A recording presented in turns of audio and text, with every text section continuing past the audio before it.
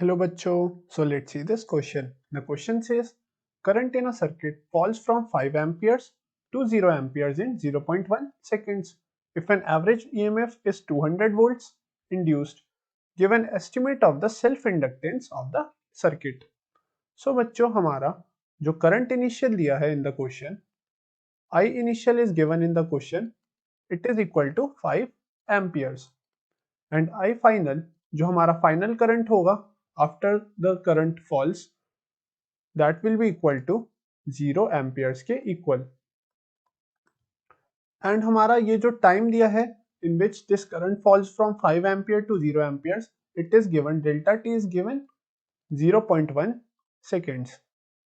तो देखिए अगर हम डेल्टा आई निकालें तो that will be equal to I final minus I initial. तो चेंज इन करंट आएगा हमारा यहाँ से 5 एम्पियर्स के इक्वल.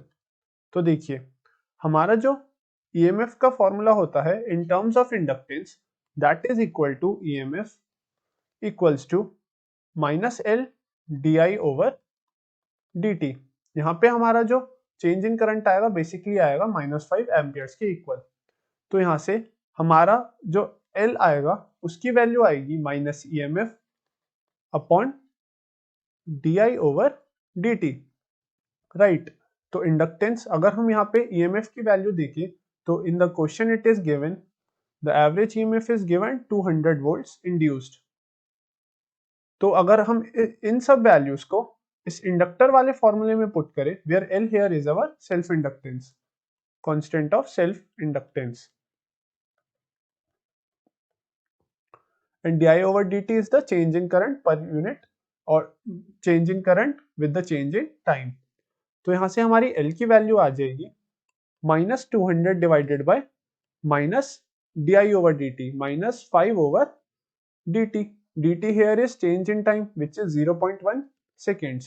So basically हमारी L की वैल्यू यहाँ से आ जाएगी on solving this question that will be equal to 4 henries. So हमारी जो सेल्फ इंडक्टेंस की वैल्यू आएगी for the circuit that will be estimately equal to 4 henries. So the final answer of this question is 4 henries. The self inductance value for the circuit is 4 henries.